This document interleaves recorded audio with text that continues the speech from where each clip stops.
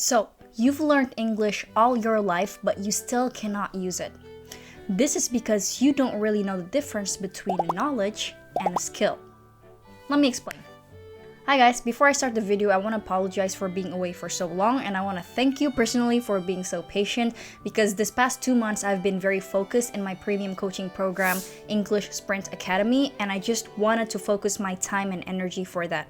Now that things are under control, I can finally get back to my usual schedule on YouTube again.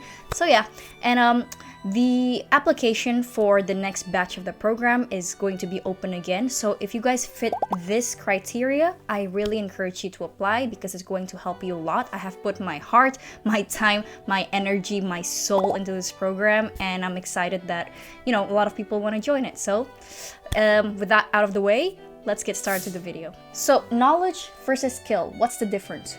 If I want to learn how to drive, I can spend many hours, many days, months, even years actually reading the manuals of how to drive, or even watch YouTube videos on how I can drive. But it doesn't really matter how much time I spend on books and videos if I do not get my hands dirty and actually sit behind the wheels and learn how to drive a car. Through reading, through watching, I may have all the knowledge about how to drive a car, which buttons to press when I need something, or what kind of road signals that I have to look out for, but without actually building the muscle memory to drive, my actual driving skills would be lacking if I don't actually get in the car and learn how to drive.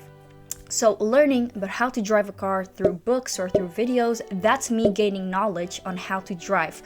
To sit down in a car and actually learn how to operate the car, that is learning the skills. And those two are completely different things. So that's the same thing like learning English. So sitting down in class, learning grammar rules, memorizing a list of vocabulary, that is one approach of learning English, but that's just getting the knowledge.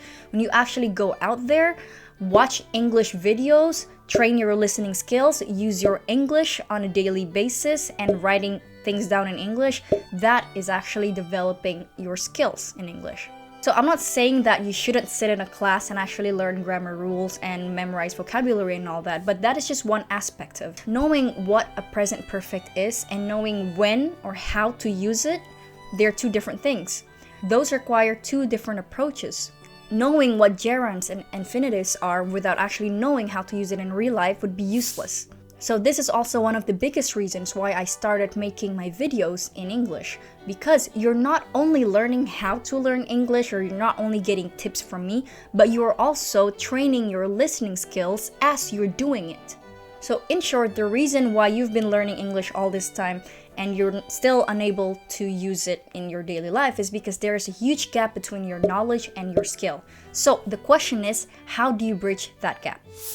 So there are 3 ways that you can do. First, you want to use it right away, you want to do it repeatedly, and you want to see it in different settings. Okay, so let's get to it one by one, practicing it right away. So let's say in class you just learned about the past continuous tense. So you've learned the formula, you've learned about when to use it. Now what?